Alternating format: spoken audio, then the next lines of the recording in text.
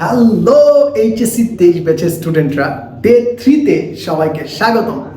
Day 3-তে আজকে আমাদের কাজ হচ্ছে আমরা সৃজনশীল পড়ব। সৃজনশীল আসার জন্য প্রথমেই তোমরা কোকোকোলা, স্প্রাইট বা ম্যাথ টাইপের যে বিষয়গুলো আছে, স্প্রাইটের একটু লিরিক্যাল যে প্রবলেমগুলো আছে, এই লিরিক্যাল প্রবলেমগুলো একটা নিবা। এখান থেকে যত প্রকারের প্রশ্ন হয় তা সলভ করে ফেলবা।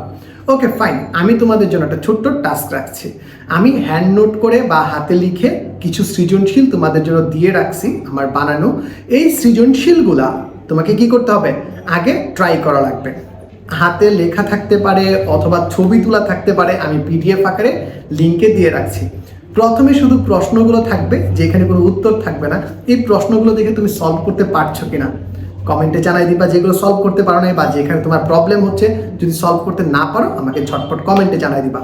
পরবর্তীতে আমি কি করব, তোমাদের সেই সলিউশনগুলো দিয়ে দিব। সলিউশন যদি পিডিএফ এর ভিতরে অ্যাড করে দিতে পারি, তোমরা যেটা চাও। পিডিএফ এ চাও, যেহেতু আজকে আমাদের প্রথম সিকিউ, পিডিএফ এর ভিতরে যদি সলিউশন থাকো তাহলে পিডিএফ, আর যদি বলো যে না স্যার আমাদের এগুলো এক্সপ্লেন করে দেন, আমি এক্সপ্লেন করেও দিতে পারি তোমাদের ভিডিওগুলো।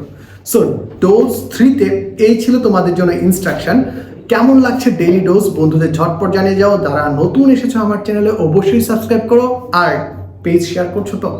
সাজন স্যার এবং সাজন স্যার ইউটিউব চ্যানেল এবং সাজন চক্রবর্তী পেজ তোমাদের জন্য এইচএসসি 23-এর পরীক্ষা লাস্ট পর্যন্ত থাকবো, নিশ্চিত থাকো। এবং এই ডেইলি ডোজের মাধ্যমে তোমার ম্যাথের প্রিপারেশন হবে সুপারহিট।